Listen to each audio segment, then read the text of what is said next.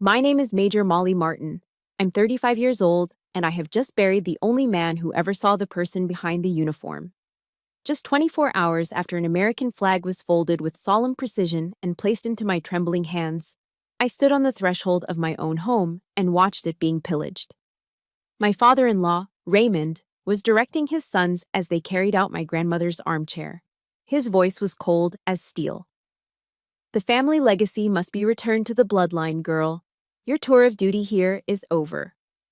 My mother-in-law, Patricia, smiled at me, a smile as sweet as Southern iced tea, but laced with contempt.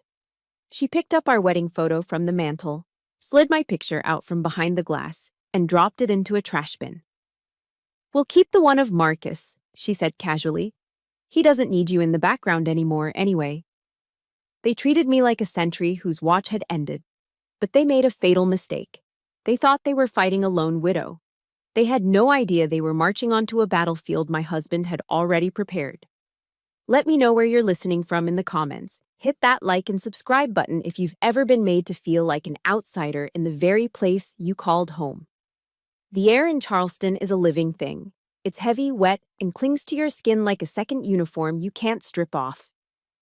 After the funeral, after the final salute and the gut-wrenching sound of taps echoing in the humid air, I didn't go home. I couldn't. The silence in that house would have been louder than any battlefield.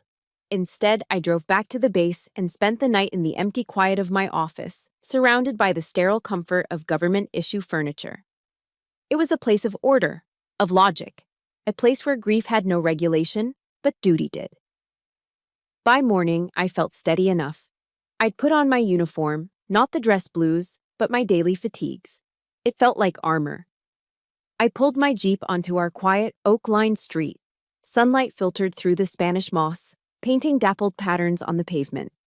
It looked peaceful, serene, a perfect picture of southern tranquility. But as I walked up the brick pathway to my front door, the first alarm bell sounded in my head. The door was slightly ajar. I never left it ajar. My hand went to my pocket, fumbling for my keys out of pure habit. I slid the key into the lock. It didn't turn. I tried again, pushing harder. Nothing. It felt like hitting a wall of solid steel. My key, the key to my home for 8 years, was useless. They had changed the locks. A cold knot tightened in my stomach. I took a steadying breath, straightened my back, and pressed the doorbell. The chimes echoed inside, a cheerful, melodic sound that felt like a mockery. After a long moment, the door creaked open. My brother-in-law, Timothy, stood there, shirtless, a half-eaten bag of potato chips in his hand. He looked at me not with sympathy but with annoyance, like I was a door-to-door salesman interrupting his Saturday morning. "Oh, it's you," he mumbled through a mouthful of chips. He didn't move aside. I had to step around him to enter my own home. And then I saw it. The living room wasn't a home anymore. It was a staging area for an evacuation. My father-in-law, Raymond Coleman, stood in the center of the room like a 4-star general surveying a conquered territory. He held a clipboard, a pen tucked behind his ear, and was directing 2 movers I didn't recognize. The air was thick with the cloying humidity of Charleston and the sharp, cheap scent of Raymond's cigar smoke. He looked up, his eyes sweeping over me without a flicker of compassion. "You're back sooner than we expected," he said, his voice flat. "No, I'm sorry for your loss." "No, how are you holding up?" "Just a statement of tactical inconvenience." He tapped his clipboard. "We're proceeding with the transfer." That word, transfer. He said it like he was talking about a military base being decommissioned, not a home being ripped apart. Not the home where Marcus and I had hosted barbecues, celebrated Christmases, and held each other on the nights before my deployments.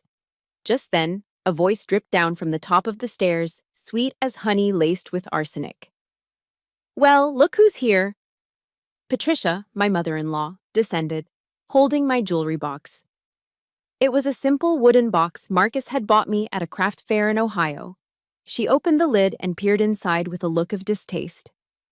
"My, these things look awfully simple, Molly dear," she cooed, her southern drawl thickening.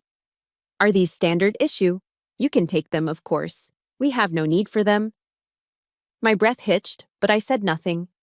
Then her eyes landed on the wall above the fireplace. It was my wall of honor. My framed medals, the bronze star, the purple heart, commendations from tours in places she couldn't pronounce. They were a testament to my service, to the blood and sweat I'd given for my country. Patricia wrinkled her nose. "Gerald," she called to her other son, who was taping up a box of books. "Take those things down. They simply don't match the aesthetic of the house." The words hit me harder than any physical blow. It wasn't about the house. It wasn't about aesthetics. It was about erasure. They were systematically removing any trace that I, Major Molly Martin, had ever existed within these walls.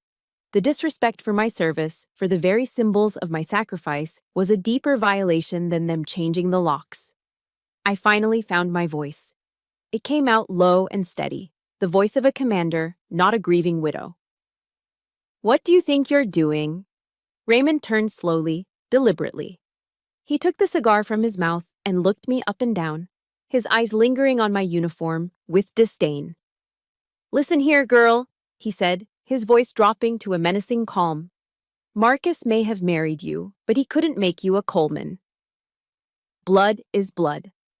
This property, this legacy, was built on the sweat of our ancestors. It will not be left in the hands of a transient soldier who could be shipped off at a moment's notice." Every word was a calculated strike, a dismissal of our 8-year marriage, a negation of the love Marcus and I shared, an insult to the uniform I wore with pride. He was reducing my entire life to a temporary assignment. He must have seen the fury hardening in my eyes because he moved in for the final blow. He gestured around the room. "You have 2 hours to collect your personal effects. Anything left after that will be considered family property and disposed of accordingly." A final eviction notice. A cold, legalistic severing. My training kicked in. When faced with an ambush, you don't charge blindly. You assess, you gather intelligence, you find the tactical advantage. I didn't scream, I didn't cry, I didn't argue. Instead, I took a single step back, leaned against the wall, and crossed my arms. My face became a neutral mask. I watched. I watched as Timothy directed a mover to take my grandmother's armchair, the one with the worn floral pattern where her head used to rest. I watched as Gerald took down my medals, handling them with the careless indifference of a man packing away old Christmas decorations. I watched Patricia walk through the rooms, pointing at things, claiming them.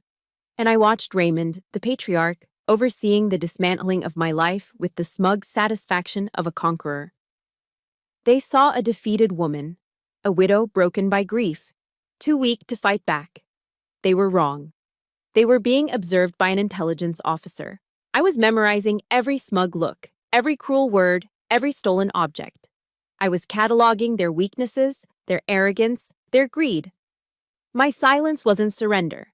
It was surveillance, and it was making them more uncomfortable than any hysterical outburst ever could. That armchair. It was the last piece of my grandmother I had. And as I watched them carry it out the front door, I remembered the first time they made me feel like none of my history, none of who I was, ever mattered to them at all.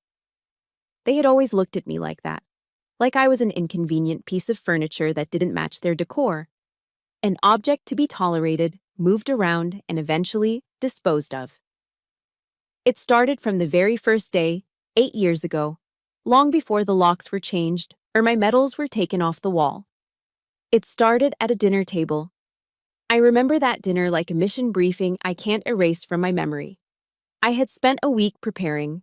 I bought a conservative navy blue dress from a Charleston boutique, something elegant but not flashy. I read up on local politics. I even practiced a few pleasant anecdotes about growing up in Ohio that I thought might bridge the gap between my world and theirs. I wanted so badly to make a good impression, to show them I was worthy of their son. When Marcus ushered me into their sprawling colonial home, the first thing I noticed was the silence. It was the kind of heavy, oppressive quiet that absorbs all sound. The second was the gleam. Everything was polished to a mirror shine: the mahogany dining table, the silver candlesticks, the hardwood floors. It felt less like a home and more like a museum exhibit on Southern aristocracy. We sat down to a formal dinner of shrimp and grits, a dish I had never tasted before. Patricia started the interrogation, disguised as polite conversation. She smiled, a perfectly painted, motionless smile, and tilted her head. "Marcus tells us you're a captain in the army, dear," she said, her voice smooth as silk. "You command men?" "Yes, ma'am," I replied. "A logistics company." She murmured, taking a delicate sip of her iced tea. "It must be very loud." She said the word loud like it was a contagious disease, something unrefined and dirty that I had brought into her pristine home. The implication was clear. I was loud. My life was loud. I didn't belong in their world of quiet, old money. Then Raymond cleared his throat, fixing me with a gaze that felt like a performance evaluation. "And your family, they're back in Ohio?" he asked. "Yes, sir. My dad retired last year." "He worked in the steel mills, I understand," Raymond continued. Not as a question, but as a statement of fact. Of course he knew. I realized later he'd probably run a full background check on me. "Honest work," he declared, his tone dripping with condescension. He made it sound noble in the way one might describe a sturdy, simple-minded workhorse. He was talking about my father, the man who worked double shifts his entire life to give me a future he never had. As if he were a character in a history book about the working class. For the rest of the meal, they never asked about my dreams, my passions, or what made me fall in love with their son. They performed a clinical dissection of my resume and my roots, holding each piece up to the light and finding it flawed. I left that dinner feeling like I had failed an inspection I never knew I was undergoing. The scrutiny only intensified. A week before our wedding, Raymond requested a meeting. Not at his home, but at his sanctuary, the Charleston Country Club. He sat across from me on the veranda, overlooking the perfectly manicured golf course, a sea of green for the city's elite. Surrounded by men in pastel polo shirts and crisp khaki shorts, he got straight to the point. "I need you to sign a prenuptial agreement," he said, stirring his Arnold Palmer without looking at me. "It's a simple matter of protecting Marcus's assets, the family's assets." I was stunned, but I kept my voice even. "Raymond, I'm not interested in Marcus's money. I'm marrying him because I love him." He finally looked at me, a smirk playing on his lips. "That's what they all say," he said dismissively. "But your career, it's a high-risk variable. Deployments, war zones. A soldier's life is inherently unstable. We can't have our family's legacy tied to such an uncertain future." He wasn't talking about my safety. He wasn't worried about me. He was risk-assessing my life. Our marriage wasn't a union of love to him. It was a volatile stock he needed to hedge against. He was treating my service to the country as a financial liability. Through it all, Marcus was my saving grace. He saw the subtle digs, the dismissive glances, the cold shoulders. That night, after the dinner, he held me in his arms in the small apartment we rented, a world away from his parents' mansion. His own voice was filled with pain. "I'm so sorry, Moll. They don't get it," he whispered into my hair. "They don't see you. All they see is the uniform." And he was right. They saw the uniform as a costume, a symbol of a world they didn't understand or approve of. But Marcus saw it as a part of me, but not all of me. He saw the woman who loved stray dogs and bad action movies. The woman who could be tough as nails on the outside but who cried during sappy commercials. He was my only ally in this silent, chilly war. His love was my shelter. I kept trying, though, for him.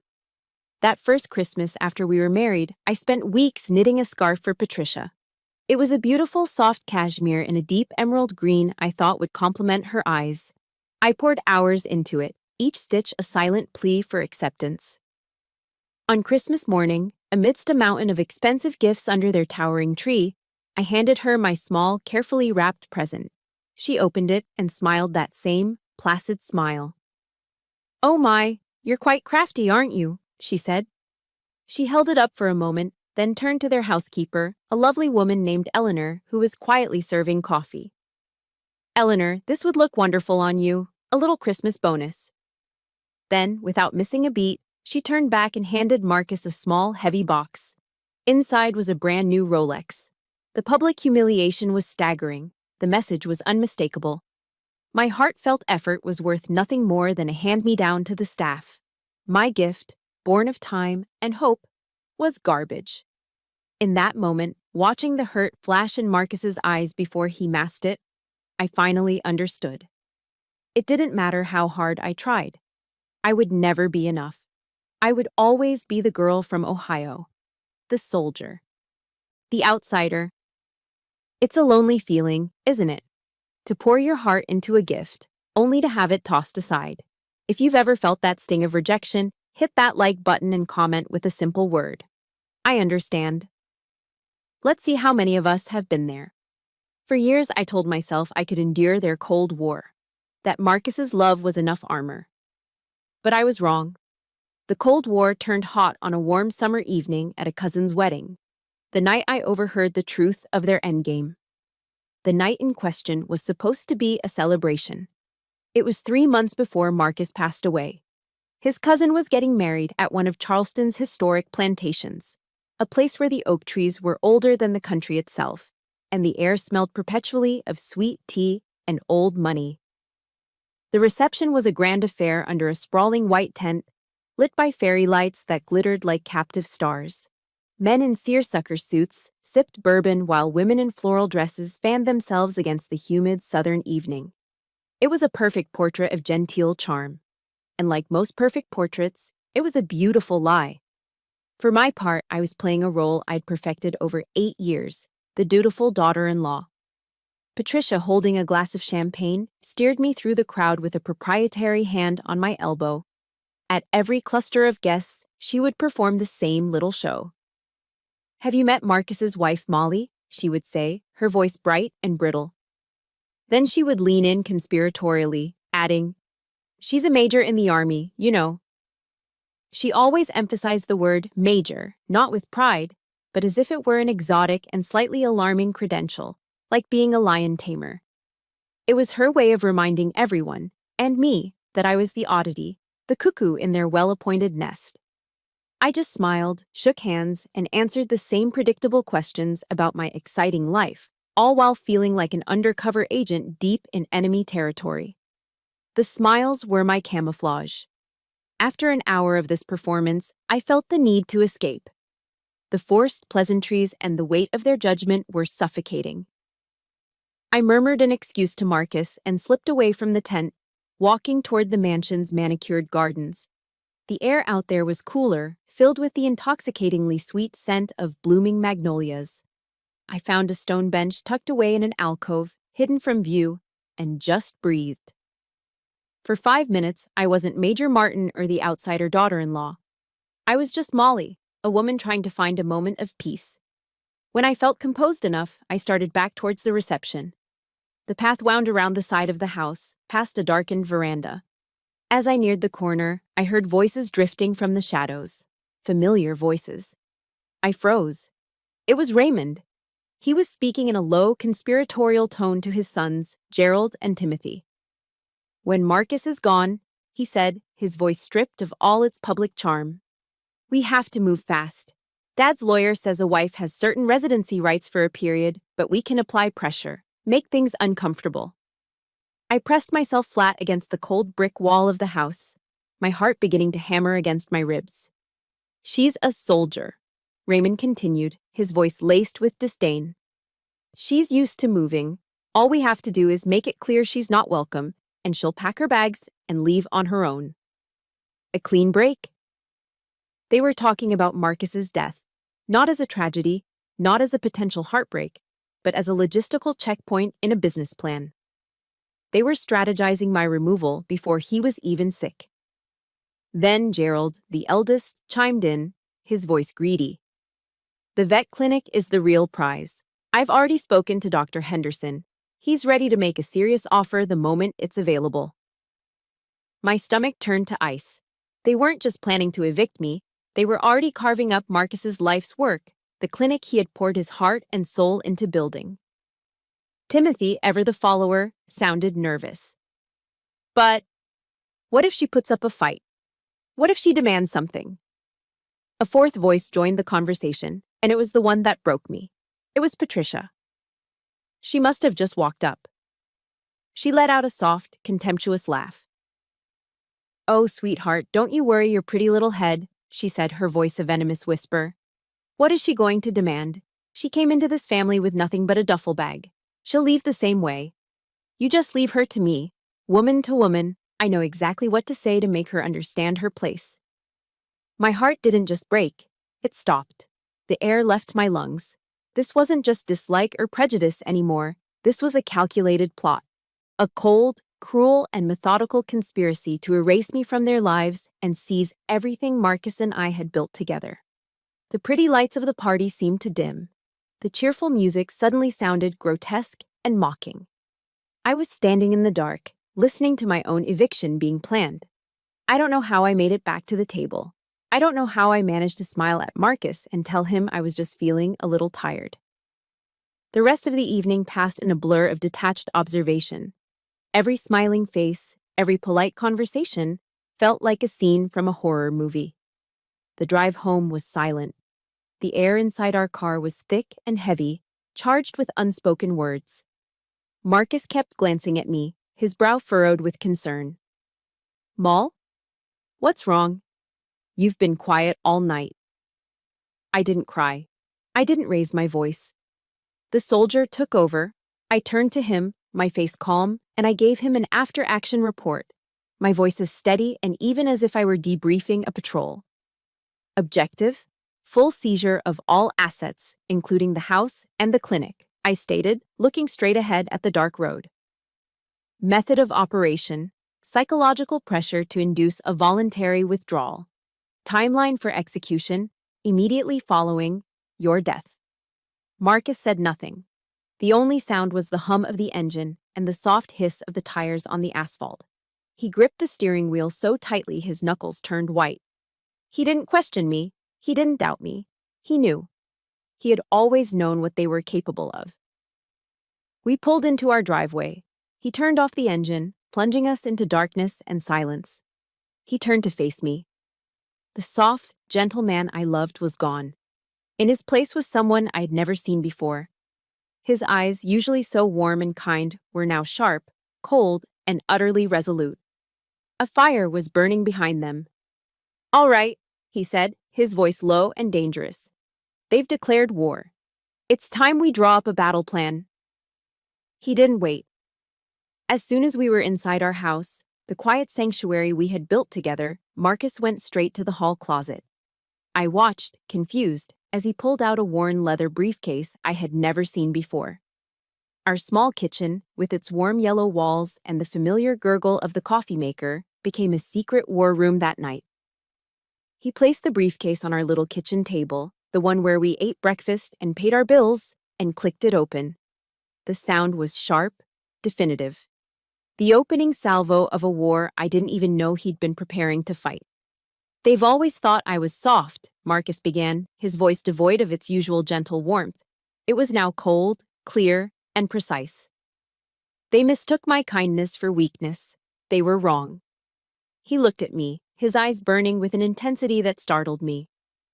"I don't fight like they do, Moll. Not with yelling and intimidation and emotional blackmail. I fight like a strategist." He pulled out a thick file folder. "I've been preparing for this for a long time, longer than you know." He explained that the day his father cornered me at the country club, demanding I sign a prenuptial agreement, was the day he knew this battle was inevitable. "It wasn't about protecting me," Marcus said, a bitter edge to his voice.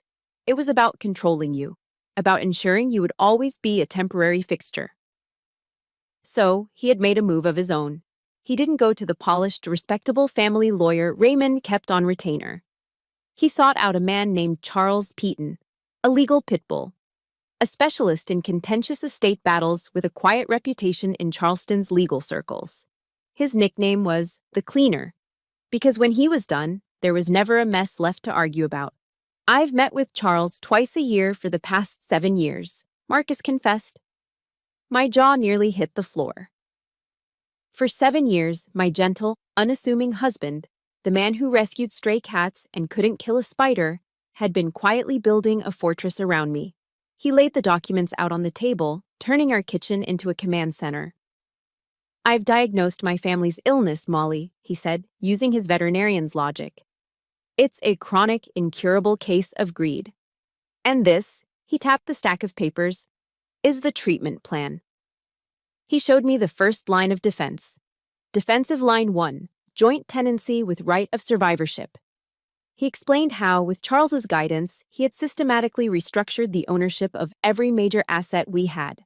The house, the clinic, our investment portfolio, all of it was converted. Think of it as a legal minefield, he said, a grim smile touching his lips. The moment I'm gone, ownership of everything automatically and immediately transfers to you. It completely bypasses the will. It bypasses probate court. It bypasses them. They can't touch it. Then he pulled out another document. Defensive line 2, the Iron Will. It was a last will and testament, but it was drafted with the precision of a military order. It was airtight, witnessed by a judge and a senior partner at Charles's firm, and notarized. It bequeathed everything else, every book, every piece of furniture, every dollar in our personal accounts, directly to me, his beloved wife. My protector was leaving nothing to chance. I was speechless, overwhelmed by the sheer scale of his foresight, of his quiet, fierce protection. But he wasn't done. He reached back into the briefcase and pulled out one last item, a single, sealed envelope. And this, he said, his voice dropping low, is defensive line 3. This is the nuclear option. He pushed the envelope across the table to me. My name was written on the front in his familiar, steady handwriting. He explained, "That isn't a love letter, Molly. It's an indictment." For years, every time his family had slighted me, every time they'd made a cutting remark or a dismissive gesture, Marcus had gone home and written it down. He documented it all. The date, the time, the exact words used. He had recorded his mother's comment about my loud and temporary lifestyle. He had quoted his father's obsession with protecting the bloodline. He had noted down every single time his brothers had treated me like I was invisible. The letter, he explained, ended with one final, devastating paragraph. By treating my wife, a soldier who has sacrificed more for her country than you ever will for your family, as the enemy, you have forfeited your right to be called my family. You have shown me your true values, and I reject them. Therefore, you are to receive nothing from me but my contempt. A tear slid down my cheek, hot and sudden. He had seen. He had seen every paper cut, every invisible wound they had inflicted over the years, and he had turned them into a weapon to defend me. Marcus reached across the table and took my hand. His touch was firm, grounding me. Charles Piton has the original, signed and notarized, along with several certified copies. His instructions are explicit. If my family makes a single hostile move against you after I'm gone, he is to deploy everything. The property deeds, the will, and he is to read that letter aloud to them, in person. He looked me straight in the eye, and the weight of his love was staggering. "I am so sorry I'm leaving you with this fight, Major," he said, using my rank with a new kind of respect. It wasn't a mark of difference anymore. It was a title acknowledging my strength. "But I know you. I know you won't back down. I need you to promise me. Promise me you'll hold the line." In that moment, he wasn't my gentle husband anymore. He was my commanding officer, entrusting me with the most important mission of my life. The mission to honor his love and protect the life we built. I squeezed his hand, my voice clear and steady, all the tears gone. "Yes, sir," I said. "I'll hold the line." We had a plan. We had a fortress. We thought we had time. 6 weeks later, the word cancer entered our vocabulary, and the war we were preparing for suddenly had a terrifyingly short deadline. The diagnosis came on a Tuesday. Pancreatic cancer, stage 4. The doctor said the words with quiet sympathy, his voice gentle, but they landed in the middle of our quiet life like a bomb, obliterating everything. The battle plan we had just drawn up, the one we thought was for a distant, hypothetical war, was suddenly on a brutally short timeline. The enemy wasn't just greed anymore, it was time itself. Marcus faced it like the quiet warrior I was beginning to realize he'd always been. After the doctor left the room, his first words to me weren't, "Why me?" or "I'm scared." He looked at me, his eyes clear and focused despite the devastating news, and said two words: "Call Charles." He was a pilot facing catastrophic engine failure, immediately running through his emergency checklist. There was no panic, only procedure. Those last few months were a blur of hospital visits, chemotherapy sessions that ravaged his body but never touched his spirit, and nights spent holding him, trying to absorb some of his pain into myself. In between it all, our mission continued. During his good hours, when the morphine gave him a window of clarity, he and Charles would speak on the phone or meet in the quiet of our living room. They worked with the urgency of soldiers fortifying a position before an inevitable assault. They finalized every detail, reviewed every document, and added one last, brilliant piece of ordnance to our arsenal: a no-contest clause. Charles explained it to me in simple terms. It was a tripwire. Anyone who dared to challenge the will in court would be automatically and completely disinherited, cut off from receiving even a single family photo. It was a perfect trap, designed for the greedy and the arrogant. As Marcus grew weaker, the vultures began to circle. His family started visiting, their faces masks of feigned concern. They would arrive bearing casseroles and bouquets of funereal lilies, filling our small home with the scent of false sympathy. Their performances were flawless, but their eyes gave them away. They weren't looking at Marcus, they were looking past him, at the house, the furniture, the assets. Raymond would walk through the rooms, a hand on his chin, as if inspecting a property for purchase. He'd run a hand along the door frames and tap the walls with his knuckles. Solid construction, he'd proclaim to no one in particular. They built things to last back then. He wasn't talking about our marriage. He was appraising the house. Patricia's tactics were more subtle, more insidious. She would bring homemade chicken soup in her expensive Le Creuset pot, sit by Marcus's bedside, and then turn her saccharine smile on me. "Molly, dear," she said one afternoon, her voice a soft purr. "Have you given any thought to your future? I imagine it would be much more convenient for your career if you were closer to a major base, like Fort Bragg in North Carolina." She was suggesting I move, planning my relocation while her son was dying in the next room. One day, she arrived with a glossy interior design catalog from Pottery Barn. "I just thought we could look at some ideas together," she said brightly, flipping through pages of perfectly arranged living rooms, "to give the house a little freshening up for when Gerald and his family eventually move in." She was asking for my opinion on how to redecorate my own home for my replacement. The audacity was breathtaking. Through it all, they rarely asked Marcus how he was feeling. They talked at him, around him, but never to him. They were waiting. And their waiting felt like a physical presence in the house, a cold, heavy shroud that suffocated what little peace we had left. The final, undeniable proof of their intentions came on a quiet Wednesday afternoon. Marcus was asleep in the hospital bed we'd set up in the living room.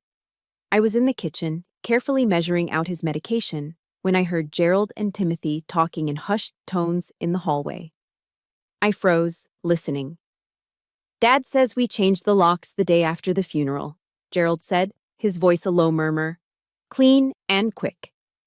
"Yeah," Timothy agreed. "Best to do it while she's busy with all that military paperwork stuff. Less of a scene that way." The syringe nearly slipped from my trembling hand. A wave of nausea washed over me. I looked over at Marcus. His eyes were open. He had heard every word. He was too weak to speak, but he reached out and squeezed my hand, a faint but firm pressure. A fire I thought had been extinguished by the illness flared in his eyes one last time. "See?" he whispered, his voice a dry rasp. "Never underestimate their greed." He took a ragged breath. "Now you know what you have to do." He was giving me my final orders. The day of the funeral was gray and overcast, the Charleston sky weeping a warm, misty rain. I stood at the graveside in my Army service uniform, the green fabric feeling heavy and formal. I watched as the honor guard meticulously folded the flag that had draped his casket, their movements crisp and full of a reverence his own family lacked. When they presented the flag to me, a perfect tight triangle of stars and stripes, my composure finally cracked. For a moment, I was not Major Martin. I was just Molly, a woman who had lost her entire world. As the small crowd began to disperse, Raymond gathered his remaining family, Patricia, Gerald, and Timothy, into a tight, exclusive circle near the headstone. He intentionally positioned himself so his back was to me, physically pushing me to the periphery. I stood alone, holding the flag as he cleared his throat to make an announcement. In order to preserve Marcus's legacy, he declared, his voice thick with a counterfeit solemnity that made my stomach clench. And to provide stability for the next generation, we have decided that the house will be transferred to Gerald and his family. His son needs a proper place to grow up. My grief was instantly replaced by a cold, hard fury. I stepped forward. I am his family, I said, my voice quiet but cutting through the humid air. The house is my home. Raymond turned to face me, his expression not of sympathy but of cold dismissal. He looked at me as if I were a complete stranger, an interloper at a private family event. You are not his blood, Molly, he said, each word a final deliberate twist of the knife. And down here in the South, blood is all that matters. It was his final declaration of war, delivered over the fresh grave of his own son. The battle Marcus and I had prepared for was about to begin. I didn't go back to the base after the funeral. I didn't go anywhere. I spent the night in my Jeep, parked 2 blocks down the street from my house, hidden in the shadows of a massive live oak. I watched. My grief had been cauterized by Raymond's final insult at the cemetery, replaced by a cold, sharp-edged resolve. I knew they would move fast. Arrogance makes people predictable. At 8 a.m. the next morning, my surveillance paid off. A big white moving truck from a local company rumbled down the street and backed into my driveway with a screech of its brakes. The ambush was underway. A few minutes later, Gerald emerged from the house, clipboard in hand, already directing the movers with an air of self-importance. I didn't drive up. I didn't rush in screaming. That's what they expected. Instead, I started my engine, pulled out, and parked again at the corner of the block, giving myself a clear line of sight to the entire operation. From my driver's seat, I watched them carry out the first pieces of my life. The floor lamp Marcus and I had picked out together, a box of my books, the small kitchen table. My heart was a cold, steady drum against my ribs. There was no fear, no panic, just the focused calm that comes before a mission launch. I pulled out my phone. I didn't hesitate. I dialed the number Marcus had made me memorize. It rang twice. Piton, a deep, calm voice answered. Charles, it's Molly Martin, I said, my voice even and low. I kept my eyes fixed on the house. The operation is active. The hostiles are on site. They're removing assets from the property. I spoke in the language I knew best, the language of the military. It stripped the emotion away, leaving only the facts. There was a brief pause on the other end, then Charles's voice came back, just as calm, but with an undercurrent of steel. Understood, Major. Reinforcements are en route. ETA 10 minutes. He didn't say, I'll be right there. He said, reinforcements. The word was a promise. Hold your position, he added, then the line went dead. I put the phone down, took one more deep breath, and got out of the car. I walked, not ran, down the sidewalk. I didn't go to the front door. I walked to the end of the driveway and stopped, planting my feet squarely in the middle of it, blocking the path. Then I crossed my arms and waited. My posture was perfect. Back straight, shoulders squared, chin up. It was the stance of a soldier on guard duty, unmoving, unflinching, a human barrier. The movers, carrying a large sofa, saw me first. They hesitated, slowed, and then stopped, looking uncertainly from me to Gerald. Gerald, annoyed by the delay, stormed out of the house. What's the holdup? Let's go! Let's go! Then he saw me. His face twisted into a scowl. What the hell do you think you're doing? Get out of the way. I didn't move. I didn't speak. I just held his gaze. My silence was a weapon. It was unnerving, defiant. It wasn't the reaction of a hysterical, grieving widow, and it threw him completely off balance. His father came out onto the porch, drawn by the commotion. What is it now? Raymond barked, his face red with irritation. When he saw me, he sneered. You again? I told you your time here is done. Leave before I have you removed for trespassing. Right as the word trespassing left his mouth, another sound joined the quiet morning. The deep, expensive purr of a German engine. A gleaming black BMW 7 Series glided down the street and came to a stop directly behind the moving truck, boxing it in. It wasn't just a car, it was a statement. It moved with the silent, predatory grace of a shark. The driver's side door opened and a man emerged. He was tall, broad-shouldered, and wore a flawlessly tailored charcoal gray suit that probably cost more than my first car. This was Charles Peaton. He looked less like a lawyer and more like the man presidents call to fix their problems. He didn't even glance at me. His focus was entirely on the two men standing on the lawn. He walked with a calm, deliberate pace, his polished Italian shoes making no sound on the asphalt until he was standing directly in front of Raymond. Raymond Coleman, Charles asked, though it wasn't a question. His voice was a rich baritone, carrying an authority that demanded attention. Raymond, momentarily flustered by this unexpected arrival, puffed out his chest. I am. Who are you? My name is Charles Peaton, he said, extending a hand not for a handshake, but to present a business card. I am the legal counsel for the estate of the late Marcus Coleman, and I am the personal attorney for my client. He paused, turning his head slightly to nod at me with profound respect. Major Molly Martin. He said my rank like it was a royal title. The contrast between his deference and Raymond's contempt was stark and deliberate. Raymond's bravado began to crack. He looked from Charles to the impossibly expensive car, to me, standing like a statue at the end of the driveway. The gears were turning in his head, and he didn't like the calculation. Charles didn't give him time to recover. His voice became as cold and hard as a judge's gavel. I'm here to inform you, he said, his gaze sweeping over Raymond, Gerald, and Timothy, that you are currently engaged in illegal trespassing and the theft of private property belonging to my client. He let that sink in for a moment. I am instructing you to cease all activity immediately. Furthermore, every single item that has been removed from that house is to be returned to its original position. Now. He took a step closer.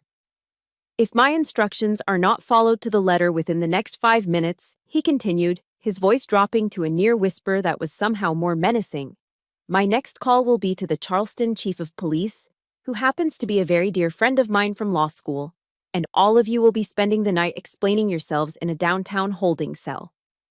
The change was instantaneous. Raymond's face went from ruddy anger to a pasty, slack-jawed white. Gerald and Timothy looked like they'd been punched in the gut.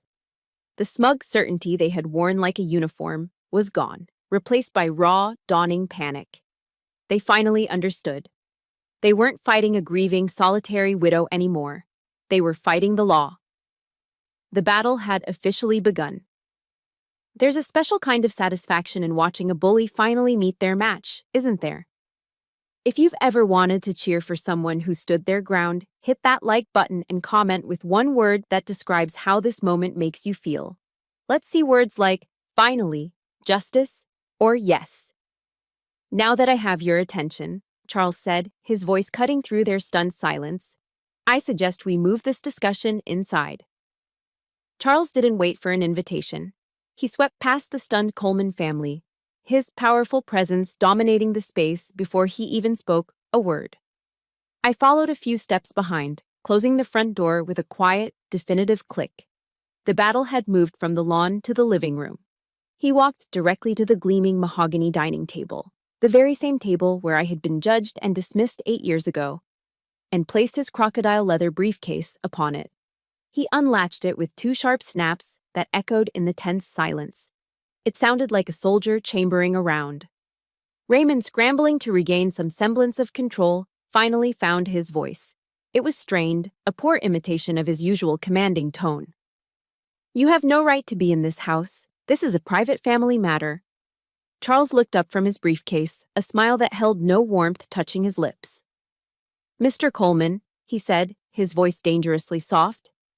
When the assets in question are valued in the 7-figure range, and when my client is being illegally evicted from her own home, it ceases to be a family matter. it becomes a legal matter.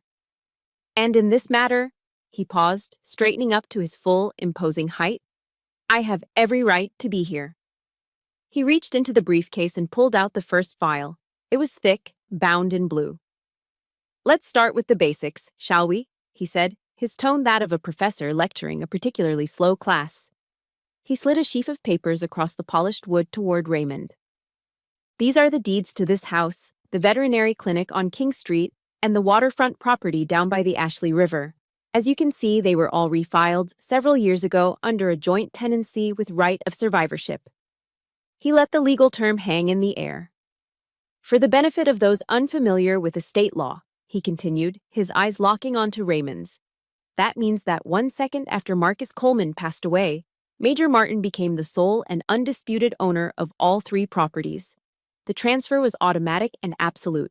Your actions today, therefore, constitute illegal trespassing. Gerald made a choking sound. That's not possible. Oh, it's very possible, Charles said without glancing at him. He pulled out a second document. And just in case anyone felt the need to argue the point, Marcus also drafted this. He laid out a will. This is his last will and testament, legally executed, witnessed, and notarized. It is, for all intents and purposes, ironclad. It clearly states that all remaining assets, tangible and intangible, are bequeathed to his wife, Major Molly Martin. Patricia finally broke her stunned silence. No, she stammered, shaking her head, her carefully constructed composure beginning to crumble. No, Marcus wouldn't. He would never do that to his own family. Charles turned his cold, analytical gaze on her. He spoke with a brutal lack of pity. Madam, not only would your son do this, he anticipated this exact reaction from you. His hand went back to the file, flipping to another page marked with a yellow tab. You see, Marcus was a very thorough man. His will contains a particularly stringent no-contest clause. He looked around the room, making eye contact with each of them, Raymond, Patricia, Gerald, Timothy. That clause stipulates that if any beneficiary, he stressed the word, attempts to challenge the validity of this will in any way, for any reason, they are to be treated as if they had predeceased the testator. In layman's terms, you are immediately and irrevocably cut off. You forfeit any and all inheritance, down to the smallest sentimental keepsake Marcus might have left for you. He leaned forward, placing his hands flat on the table. The friendly professor was gone, replaced by a ruthless prosecutor delivering his closing argument. Your son laid a trap, Mr. and Mrs. Coleman, and with your little performance this morning, you didn't just walk into it, you sprinted. The color drained from their faces. The furious red of Raymond's anger faded to a pasty, sickly white. Patricia's hand flew to her mouth, her eyes wide with horrified understanding. For the first time since I had met them, the Coleman family was completely, utterly silent. They were defeated, and they knew it. They had been outmaneuvered, outsmarted, and legally disarmed by the son they had always underestimated. I stood by the door, my arms still crossed, a silent sentinel watching the fortress Marcus had built for me withstand the siege. Charles glanced over at me, his expression unreadable, but his eyes gave a slight, almost imperceptible nod. It was a gesture of respect between allies, a confirmation that the first phase of the mission was a success. He then turned back to the broken family. But Marcus knew, Charles said, his voice dropping again, drawing them in. He knew that legal documents, as powerful as they are, might not be enough to penetrate the unique culture of your family. He knew a stronger blow was needed. One aimed not at your wallets, but at your conscience. He reached into his briefcase one last time and pulled out the sealed envelope, the one with my name on it. He held it up between his thumb and forefinger. If you still have any doubt as to your son's final intentions, Charles said, if you still cling to the delusion that this is all some terrible misunderstanding, then perhaps you should hear it from him. He paused, letting the weight of his words fill the room. And that, he said, his voice dropping to a near whisper, was just the opening salvo. Are you interested in hearing the final words Marcus really wanted to say to his family? No one answered him. No one could. The air in the room, already thick with tension, became heavy with a new emotion. Dread. The Coleman family, who had entered my home with such arrogance and entitlement, now stood frozen, trapped between the legal fortress Charles had just revealed and the emotional bombshell he was about to detonate. Charles took their stunned silence as consent. He reached into his breast pocket and produced a pair of sleek, black reading glasses, unfolding them with a deliberate, almost ceremonial slowness. He slipped them on, his expression becoming solemn, as if he were a priest about to read a sacred text. He carefully broke the seal on the envelope Marcus had prepared, the sound of the tearing paper unnaturally loud in the silent room. He unfolded the single sheet of stationery inside and cleared his throat. His voice, when he began to read, was no longer that of a lawyer. It was the voice of a man carrying out a sacred duty. It was the voice of Marcus. To my family, he began, his voice filling the room with a weight that was almost physical. If you are hearing these words, it means I am no longer there to stand between my soldier and your cruelty. This is a private matter, Raymond finally croaked, his voice cracking. He took a half step forward, a pathetic attempt to reassert his lost authority. Charles didn't even look up from the page. Your son's instructions were explicit, Mr. Coleman, he said, his voice cutting through Raymond's protest like glass. This letter was to be read aloud, publicly, in the event of any hostile action taken against his wife. You, he paused, finally lifting his eyes to pin Raymond with a cold stare, have more than met that condition. He returned his gaze to the letter, and the weight of Marcus's words descended again. For 8 years, you have looked at Molly, and you have seen nothing but a uniform. You saw her sacrifice as a flaw, her courage as an inconvenience, and her dedication as a threat to your neat, orderly world of inherited privilege. The words landed like stones, each one finding its target. You saw a soldier, but you refused to see the woman. The one who held my hand through every fear, who celebrated every small victory, who loved me not for my name, but for my heart. Charles's voice continued, a relentless, posthumous accounting of their sins. He turned his head slightly towards Raymond. Dad, you demanded she sign a prenuptial agreement because you don't trust in love. You only trust in bloodlines. You tried to reduce the most important relationship of my life to a business transaction. You failed. He then shifted his focus to Patricia, who was now visibly trembling, her manicured hands clutching each other. Mom, you took the beautiful cashmere scarf she spent weeks knitting for you, a heartfelt offering of peace, and you gave it to the housekeeper in front of her. Because in your eyes, her effort, her time, her very essence had no value. It was a gesture of such casual cruelty that it told me everything I needed to know. Patricia let out a choked sob, a sound of pure, undiluted shame. It wasn't a cry of grief or remorse. It was the sound of a woman whose perfect public mask had just been shattered into 1,000 pieces. Charles didn't relent. His gaze fell upon Gerald and Timothy, who were now trying to shrink into the wallpaper. And Gerald, Timothy, my brothers. You whispered behind her back. You treated her like a temporary occupant in her own home, already planning how to divide up her life before it was even broken. You saw her love for me not as a bond, but as an obstacle to your inheritance. Every accusation was true. Every word was a mirror forcing them to see the ugliness of their own actions, stripped of all polite Southern pretense. There was nowhere to hide. Then the tone of the letter and of Charles's voice shifted. The cold fury melted away, replaced by a warmth so profound it made my own breath catch in my throat.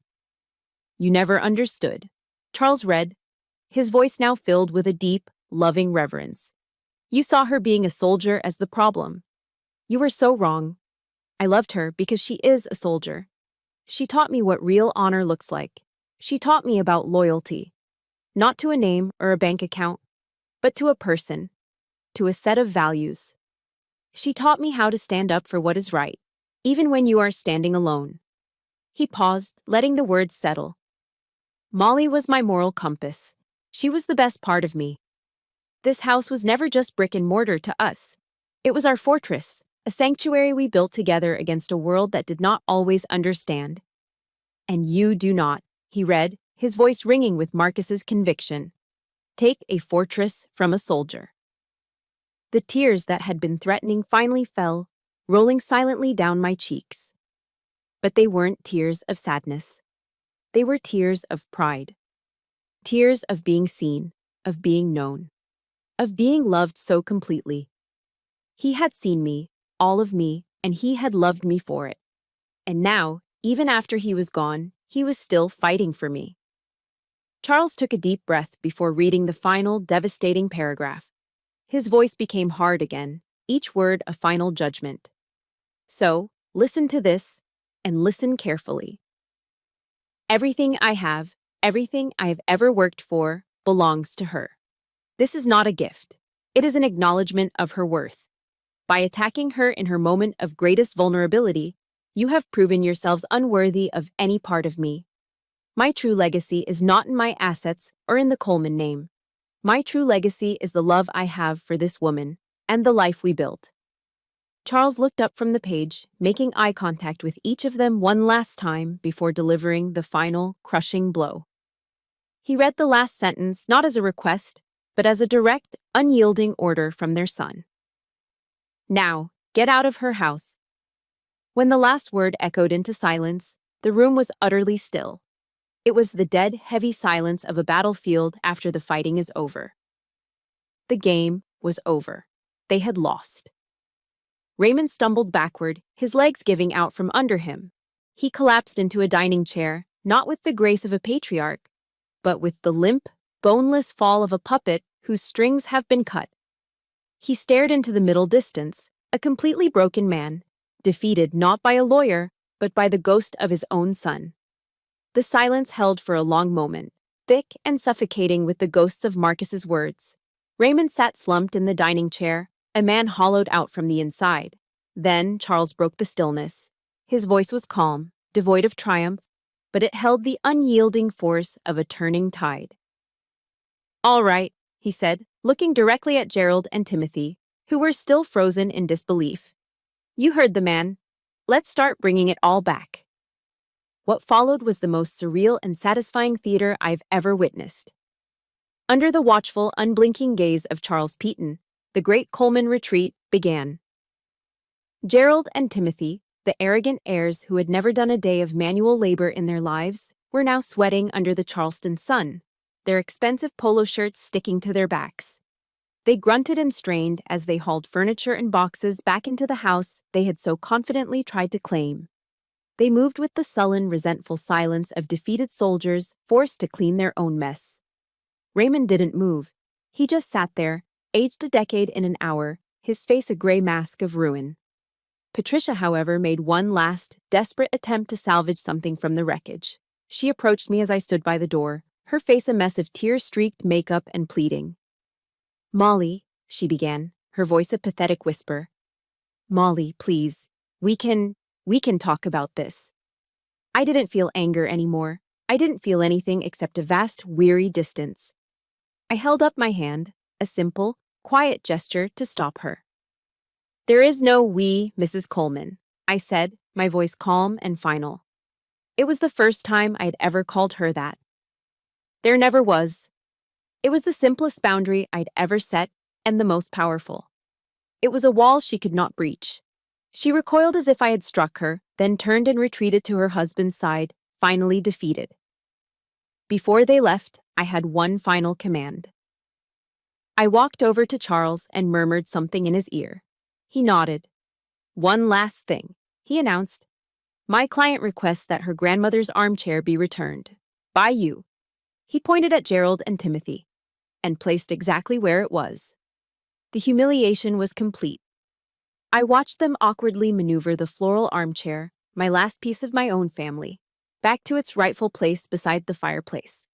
It was more than just a piece of furniture. It was the restoration of order. It was justice. News in a city like Charleston travels faster than a summer thunderstorm. It moves in whispers at the country club, in hushed phone calls between the wives of prominent men, in the gossip exchanged over bridge games and charity luncheons.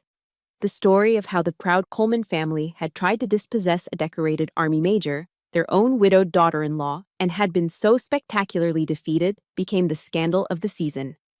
The consequences were swift and brutal. Raymond, a man who lived for his social standing, became a pariah. He stopped showing up for his morning tea time at the club. Patricia, who chaired 3 different charity boards, was quietly asked to step down from all of them. Gerald's plan to buy the clinic fell apart. Dr. Henderson, a man of quiet integrity, refused to do business with him after hearing what had happened. They hadn't just lost a legal battle. They had lost the one thing they valued more than money: their reputation. Their carefully constructed Southern dynasty had crumbled into dust. About a week later, a thick, cream-colored envelope arrived in my mailbox. It was from Raymond. Inside, there was a stiffly worded letter full of excuses disguised as an apology. He wrote about his grief, his desire to protect the family, his misunderstanding of Marcus's wishes.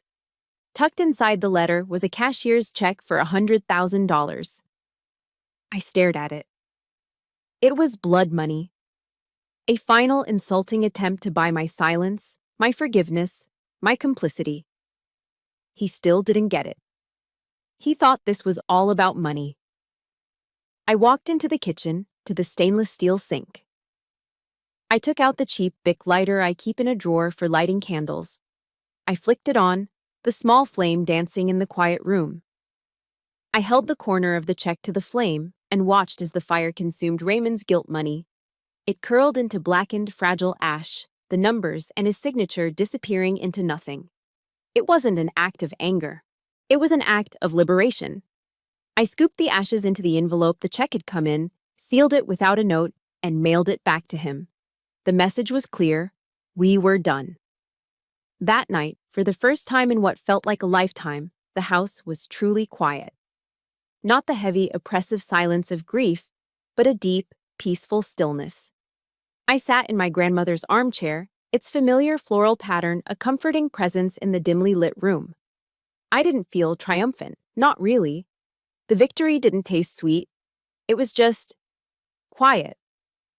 It was the profound relief of a soldier after a long and brutal war.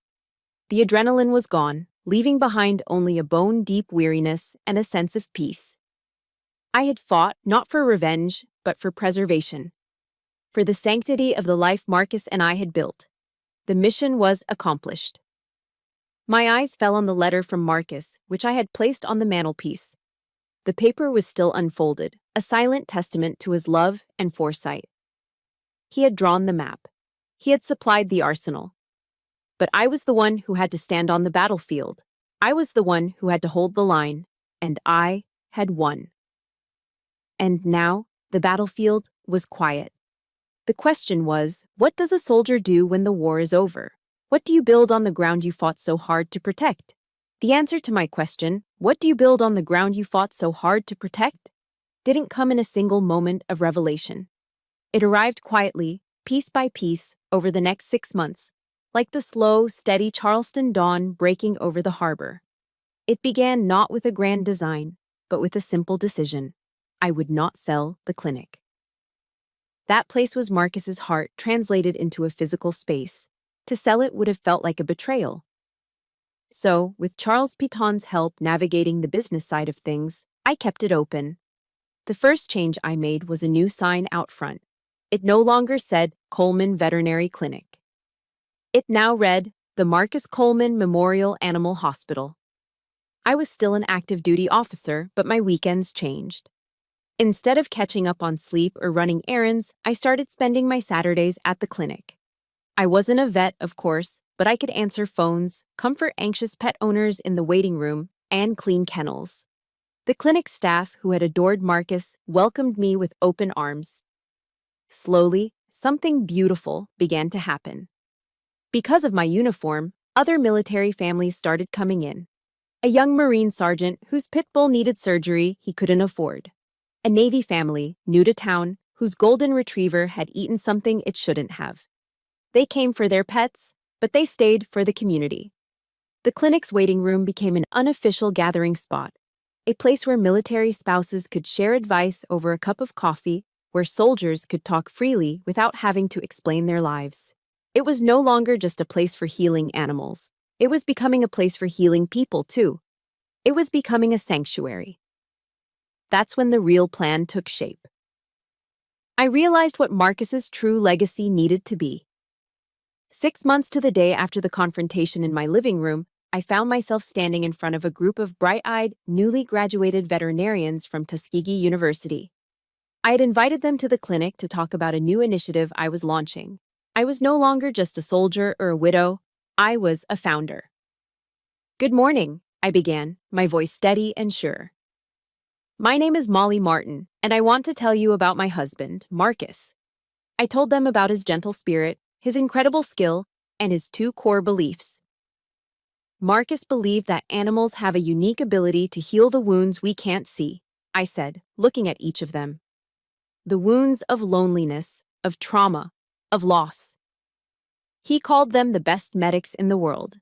He also believed that the men and women who serve this country, and the families who stand beside them, deserve our unwavering support and the best care we can offer. I gestured around the bustling clinic. That's why I've established the Marcus Martin Companion Fund. It's a nonprofit dedicated to providing free or low-cost veterinary care to the pets of active duty service members and veterans in need. This fund is how we will continue both of his core beliefs. It's how his legacy will live on, not just in a name on a sign, but in action, in service. I was no longer fighting a war. I was building a monument of love. Later that week, while organizing Marcus's old desk at the clinic, my fingers brushed against a loose panel in the back of the main drawer. Curious, I worked it free. Tucked inside was another envelope, this one old and slightly faded. It was addressed simply to Molly, my soldier. My heart leaped into my throat. It was a letter he must have written right after we had our war room meeting, a final message he had hidden for me to find one day. My hands trembled as I opened it. "My dearest Molly," it began. "If you're reading this, it means the worst has happened, but it also means our plan is in motion. I know you'll win. I never had a doubt. You are the strongest person I have ever known. But I need you to know something. Winning the battle isn't the end of the mission. It's the beginning of the next one. Your new mission, Major, is to live.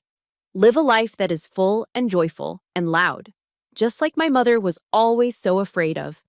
Live it for yourself, not for me. Grieve me, but don't let that grief be the end of your story. Let it be the foundation of a new chapter. Our house was our fortress, built to protect us. Now, I need you to turn that fortress into a lighthouse. Let it be a beacon of strength and hope for others. My love will always be your reinforcements, your air support, your flank security. I will always be watching your six. Hold the line, and then build something beautiful on it." I folded the letter, holding it to my chest. The last piece of the puzzle had clicked into place. He hadn't just left me a battle plan. He had left me a blueprint for peace. The story ends here, but my life did not. It ends this morning, with the Charleston sun rising, painting the sky in shades of orange and pink. I'm standing on the porch of my house, dressed in my PT uniform, gray shirt, black shorts, ready for my morning run. The air is cool and smells of salt from the nearby sea. Behind me, the house stands quiet and strong. It's no longer just a fortress. Marcus was right. It's a lighthouse. I held the line. I completed the mission. And now, every single day, a new mission begins. To live, to heal, and to pass on a legacy not of bloodlines or of wealth, but of honor, service, and a love that was strong enough to build a fortress and gentle enough to light the way home. My war is over, but I know many of you might still be on your own battlefields, fighting quietly every day.